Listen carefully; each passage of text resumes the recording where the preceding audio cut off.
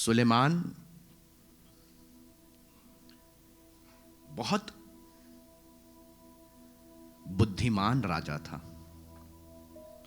और ऐसा कहा जाता है कि उससे ज्यादा बुद्धिमान कोई हुआ ही नहीं। लेकिन उसकी बुद्धिमत्ता चुराई गई। जब बाहरी दखलंदाज शुरू हो जाता है तो हमारी बुद्धि काम करना बंद कर देती है, और यही इसके साथ हुआ। समय बदला, इसने एक बहुत अच्छा काम किया।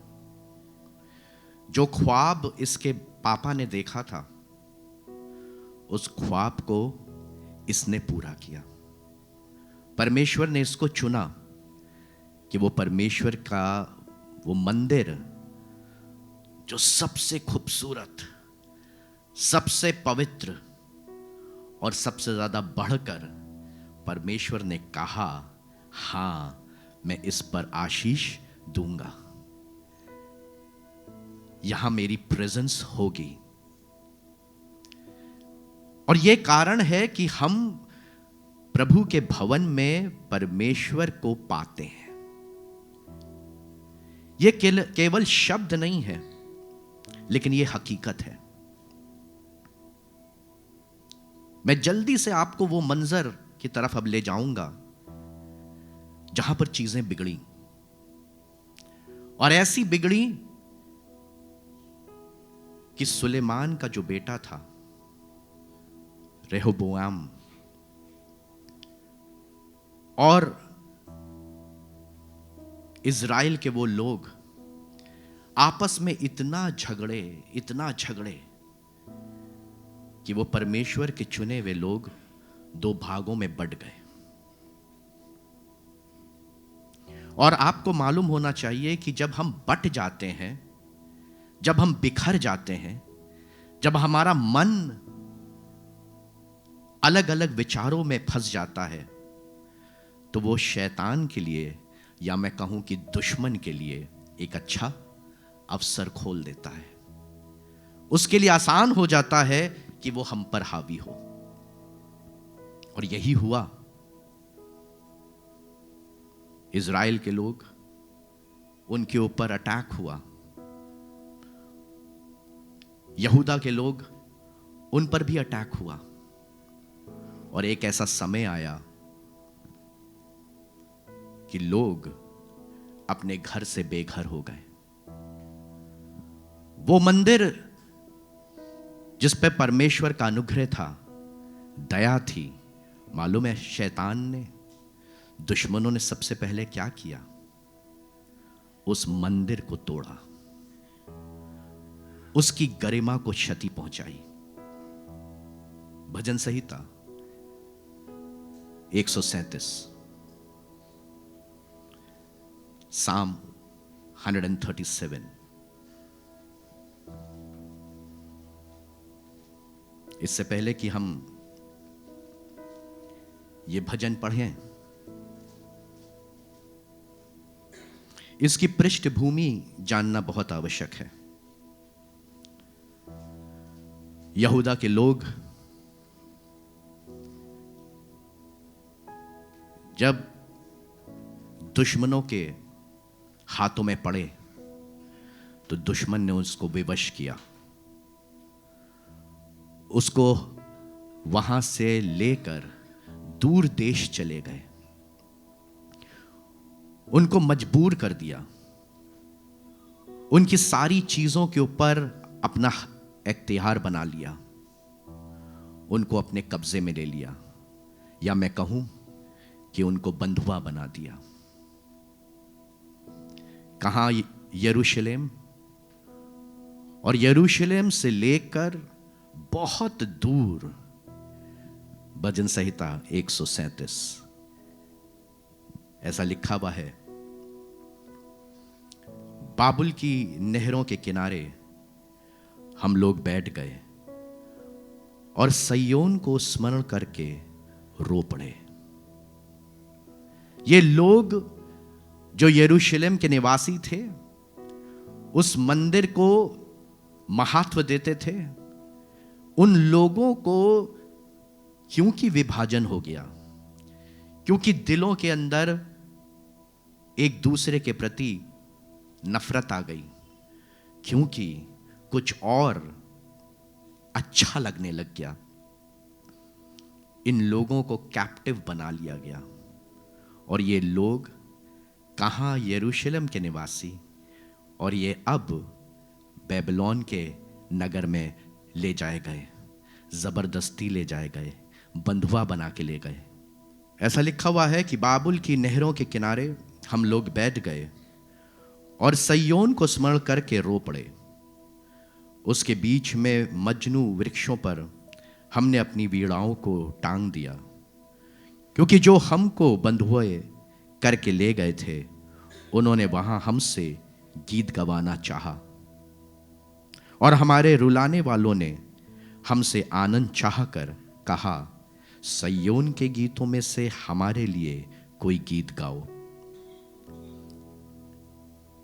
ऐसा लिखा हुआ है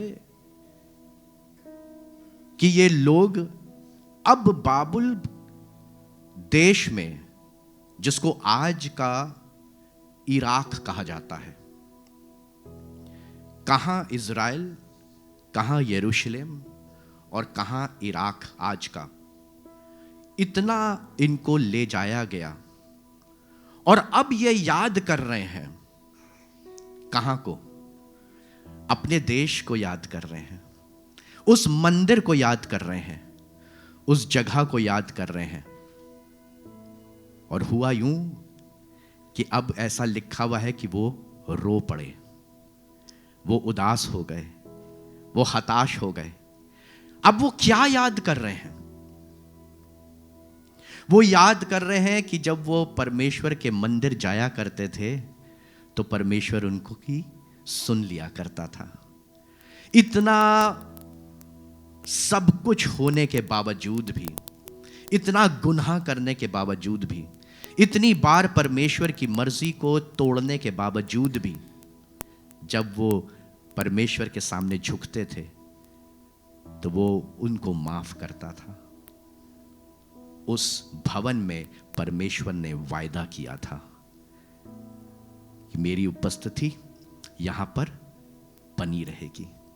अगर तुम मेरी बातों को मानते रहोगे, मेरे कहे अनुसार चलते रहोगे, तो मेरी उपस्थिति इस भवन में बनी रहेगी। और मैं प्रभु का धन्यवाद करता हूं कि अब जब ये बंधुए बना के लिए ले जाए गए हैं, तो अब क्या कर रहे हैं ये? अब ये उस नदी के किनारे बैठकर, जो बाबुल में है या इराक में है, उस नदी के किनारे बैठकर ये रो रहे हैं, याद कर रहे हैं। मैं सिर्फ इस जगह पर आपका एक ध्यान आकर्षित करना चाहता हूं। कई बार जब चीजें बिगड़ जाती हैं, तब हमको याद आता है कि हमसे क्या गलती हुई, हमने किन चीजों को कमतर जाना। Bye the rivers of Babylon, उस नदी के किनारे जो बाबुल देश में पाया जाता, मैंने आपको बताया बाबुल देश कौन है? इराक। कहां यरूशलेम है और कहां इराक है। अब वो उस नदी के किनारे बैठ के कह रहे हैं, by the rivers of Babylon where we sat down, yea we wept, मतलब हम रोए, व्हेन वी रिमेंबर्ड जायोन, जब हमने उस जगह को याद किया जहां को हमको पकड़कर हमको ले जाया गया, हमको अलग किया गया, उस मंदिर को हम याद कर रहे हैं और रो पड़े। हम अपने जीवन में ऐसा कुछ ना करें जिसके कारण शैतान को मौका मिल जाए और हमको परमेश्वर की उपस्थिति से चुरा कर दूर ले जाए। क्योंकि उसके आगे जो बातें लिखी हैं, वो ऐसा लिखा हुआ है, बाबुल की नहरों के किनारे हम लोग बैठ गए और सय्योन को स्मरण करके रो पड़े। उसके बीच के मजनू वृक्षों पर हमने अपनी वीणाओं को टांग दिया। ये वीणाएं उनके हाथ में होती थीं जो लोग परमेश्वर के मंदिर में उसकी उपासना करते थे। साधारण लोग बजाने वाले नहीं होते थे, लेकिन जो परमेश्वर के मंदिर में उसकी उपासना करते थे, उन्होंने इस बात को कहा कि हमने अपनी वीणाएं जो हैं वो वहां के पेड़ों के ऊपर टांग दी। अरे वो छुपा के भी रख सकते थे, वो दबा के रख सकते थे, अपने टेंट में रख सकते थे, अपने घर में रख सकते थे, लेकिन उन्होंने उन वीणाओं को पेड़ों पे टांग दिया। जानते हैं क्यों? ताकि ये वीणाएं उनको याद दिलाती रहें कि वो क्या छोड़ कर आए हैं। बार बार जब जब वो उनकी तरफ देखें तो वो उनको स्मरण दिलाएं कि तुम्हारा आनंद क्या था। ये बात झूठी नहीं है। जब आज हमने सुबह इस बात को बोला है कि परमेश्वर के भवन में आनंद की भरपूरी है, तो यह बात 100% सत्य है। लेकिन शायद हम उस आनंद का आभास उस समय तक नहीं कर पाते हैं जब तक हम उसकी उपस्थिति के अंदर बने होते हैं। मैं सच बताऊं, एक पल के लिए परमेश्वर अपना अनुग्रह का हाथ मुझ पर और आप से हटा लेना,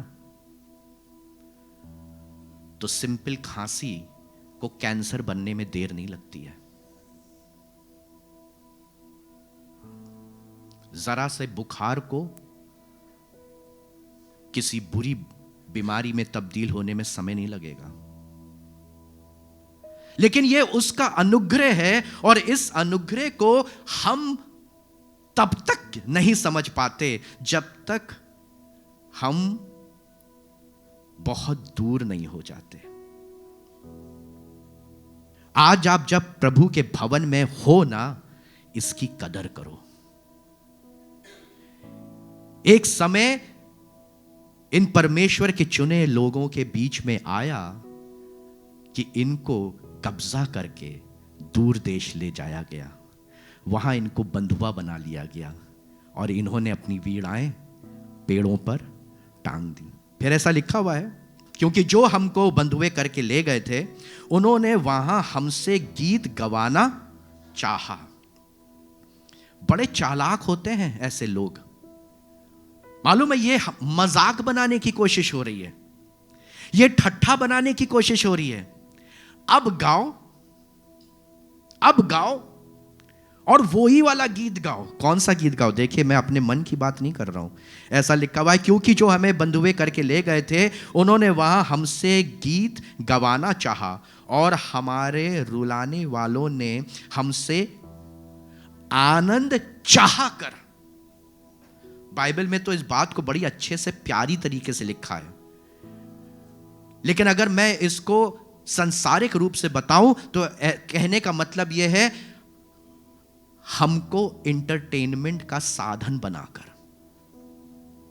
हमें सामने बैठाकर अब नाचो। वो नाचने के लिए इसलिए नहीं कह रहे कि तुम परमेश्वर के लिए नाचो, लेकिन वो इसलिए कह रहे हैं कि अब हम तुम्हारा ठट्टा बनाएंगे। हमसे आनंद चाहकर।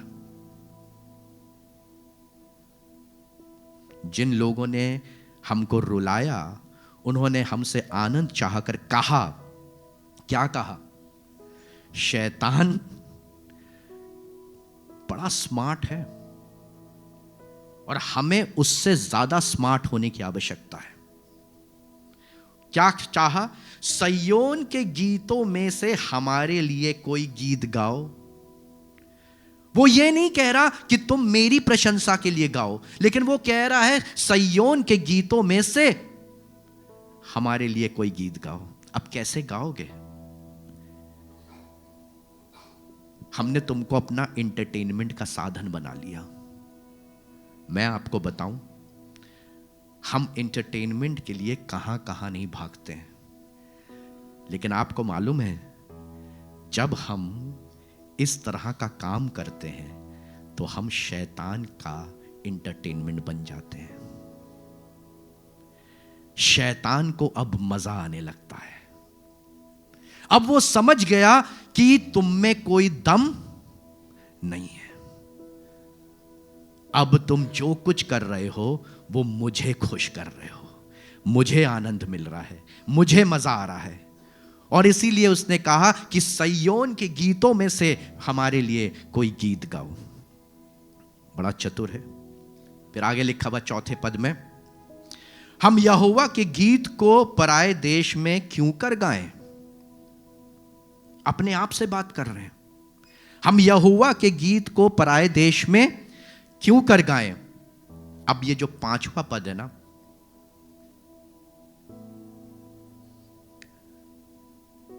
ये पद बड़ा इंपॉर्टेंट है। पांचवा और छठा पद बड़ा इंपॉर्टेंट है। और ये पद खासतौर से यहूदी जो विवाह समारोह होते हैं उसमें ये पद जो दुल्हा होता है वो बोलता है। लेकिन आज मैं कहूंगा इस बात को बड़ा ध्यान से पढ़िएगा। और ये सिर्फ किसी एक व्यक्ति विशेष के लिए नहीं है, but this is something very important. ऐसा लिखा हुआ है, हे यरूशलेम, यदि मैं तुझे भूल जाऊं तो मेरा दाहिना हाथ झूठा हो जाए। यदि मैं तुझे भूल जाऊं। और मैंने क्यों कहा कि ये यहूदी विवाह का एक बहुत इंपॉर्टेंट पार्ट है ये वाला पद। यहां पर यरूशलेम उस लड़की को दिखा रहा है जिसके साथ तुम्हारा विवाह होने वाला है। और ऐसा लिखा हुआ है, हे यरूशलेम, यदि मैं तुझे भूल जाऊं तो मेरा दाहिना हाथ झूठा हो जाए। नेक्स्ट आगे लिखा हुआ है, यदि मैं तुझे स्मरण ना रखूं, यदि मैं यरूशलेम को अपने, प्लीज रीड, आइए मिलकर पढ़ें। यदि मैं तुझे स्मरण ना रखूं, यदि मैं यरूशलेम को अपने श्रेष्ठ ना जानूं। बस रुकिएगा। If I do not find my complete and entire joy in Jerusalem, यदि मैं अपनी दुल्हन के अंदर अपना सारा आनंद ना पाऊं, मैं उसको डिसीव कर रहा हूं। और यह कारण है इन दो पदों को उस विवाह समारोह में बोला जाता है। ऐसा लिखा हुआ है, यदि मैं तुझे स्मरण ना रखूं, यदि मैं यरूशलेम को अपने सब आनंद से श्रेष्ठ ना जानूं। मुझे मजा आ रहा है दूसरों की संगति में, बट अगर मुझे यह मालूम होना चाहिए क्या मेरी पत्नी को यह बात अच्छी लगेगी।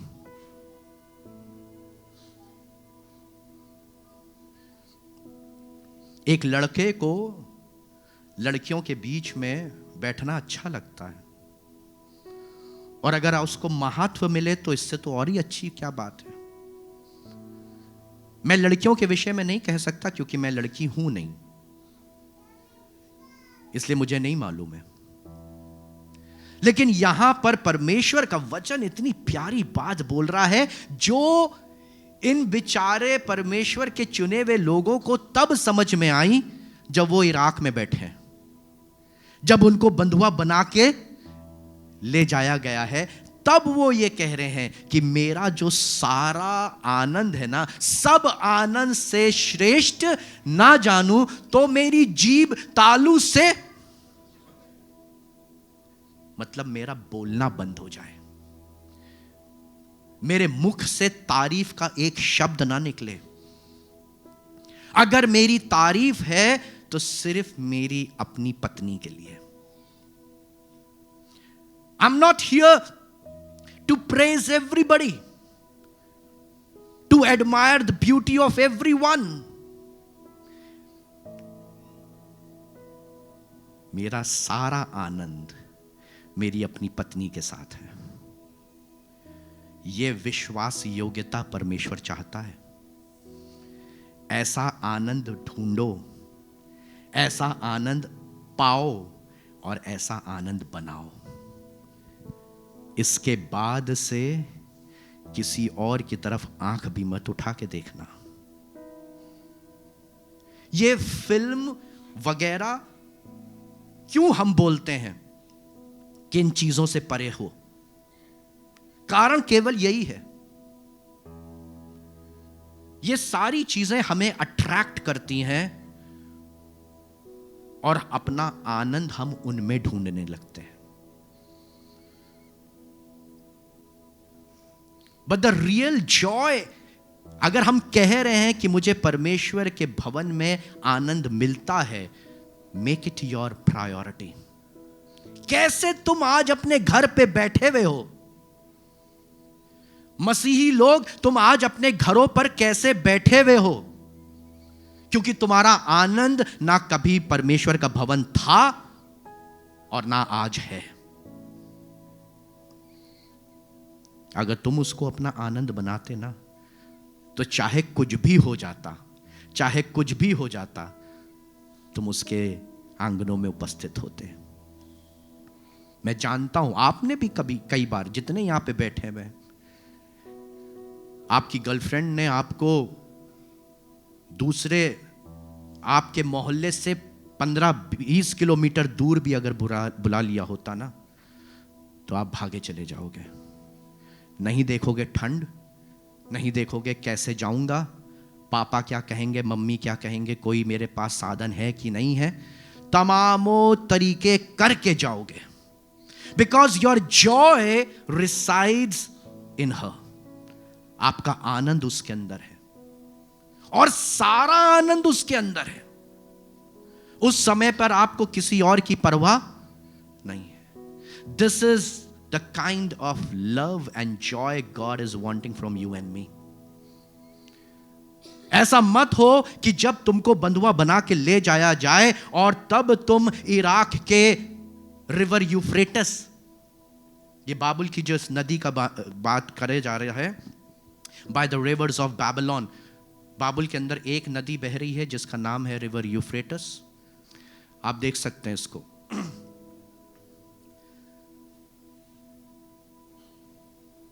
ये जगह है इज़राइल, और इज़राइल खुद में ही इतना छोटा सा देश है, और उस देश के अंदर यरूशलेम तो और ही छोटा है, इतना छोटा कि दिख ही नहीं रहा। इज़राइल यहां है, इराक यहां है, यहां से उनको ले जाया गया सीरिया के रास्ते। आप देखिए ऊपर जो है वो नदी बह रही है, उसका नाम है यूफ्रेटस। अब वो बगदाद जो इराक का कैपिटल, वो इस नदी के पास बैठकर रो रहे हैं, अपने यरूशलेम को याद कर रहे हैं, क्योंकि उनको अब बंधुआ बनाकर ले जाया गया है। अब याद आ रही है कि मेरा खुदा कितना प्यारा था, मेरा परमेश्वर कितना प्यारा था।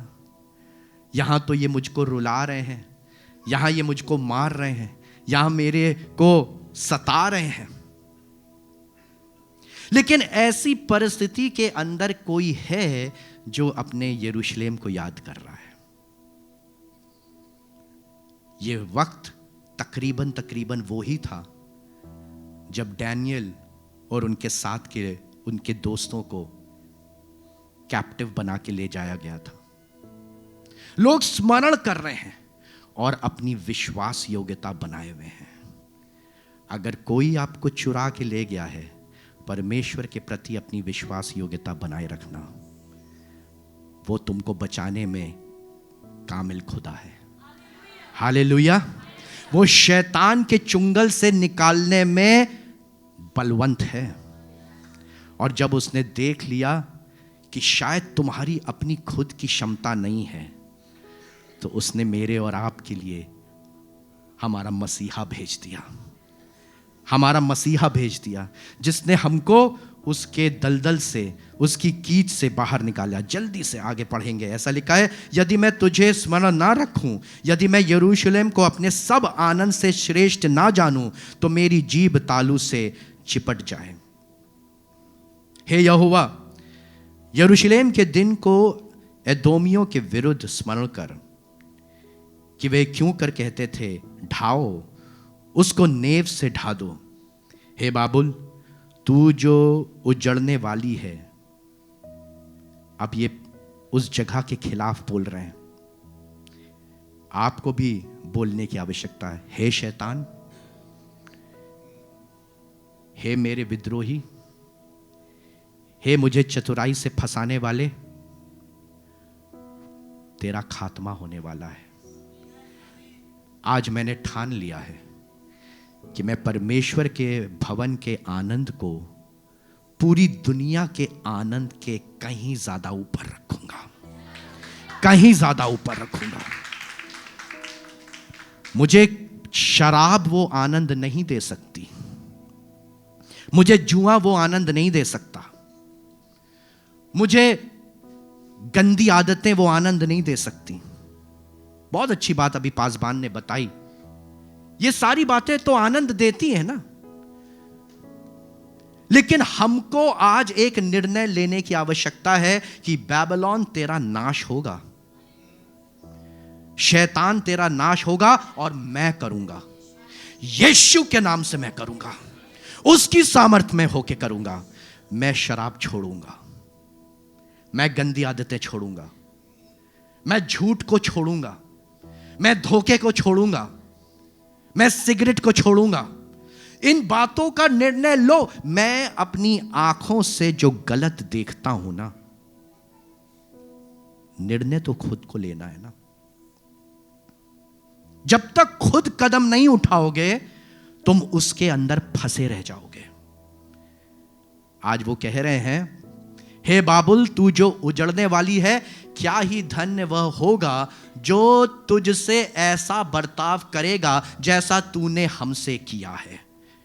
आपको धन्य बनना है, आपको धन्य बनना है। शैतान के विरुद्ध ऐसा करो, ऐसा षड्यंत्र में उसको बांधो कि वो भी कहे कहां फंस गए। बांध कर उसको यीशु के नाम से अपने जीवन से उखाड़ कर बाहर फेंक दो। Take this decision today. आखिरी पद, क्या ही धन्य वह होगा जो तेरे बच्चों को पकड़कर चट्टान पर पटक देगा। यह सुनने में बड़ा क्रूर लग रहा है ना, लेकिन शुरू में लिखा हुआ है, क्या ही धन्य वो होगा जो तेरे बच्चों को, मतलब जहां से पहली शैतान ने फुलझड़ी आप में लगाई है ना, ध्यान से सुनिएगा, जहां वो पहली फुलझड़ी उसने आपके जीवन में लगाई है, तेरे बच्चों को पकड़कर चट्टान पर पटक कर मारेगा। जहां से पहली गलती शुरू हुई वहीं पर अपनी आंखों को रोक लो। आपके दिल में, आपके दिमाग में गंदी बातें आ सकती हैं, क्योंकि ये मेरा खुद का एक्सपीरियंस है। हमारे सोच और विचारों पर कई बार हमारा कंट्रोल नहीं होता है। हम जब सो रहे होते हैं तो कई बार ऐसी चीजें हमको दिखाई देती हैं, ऐसी चीजें हमारे मन में आती हैं जो गंदी हैं, जो अच्छी नहीं हैं। लेकिन जो परमेश्वर के प्यार को, परमेश्वर के आनंद को सर्वश्रेष्ठ जानता है ना, वो क्या कह रहा है कि मैं वहीं पर तेरे बच्चों को पकड़कर चट्टान पर पटक कर मारूंगा। वहीं पर अपने उस गंदे ख्याल को पटक कर मारो, जैसा तूने मेरे साथ किया है ना। तूने मुझे मारना चाहा था ना। शैतान की मंशा क्या है? हमेशा की मृत्यु। और यीशु मसीह की क्या इच्छा है? अनंत जीवन। शैतान की इच्छा को जैसा शैतान ने किया ना तुमको मृत्यु देने का, वैसा ही पटक कर उसको मारो यीशु के नाम से। यीशु के नाम से आज निर्णय आपके हाथ में है। इस निर्णय को ले लीजिए और परमेश्वर के भवन का आदर, सम्मान और आनंद सर्वश्रेष्ठ जानिए। खुदा आपको बहुत बरकत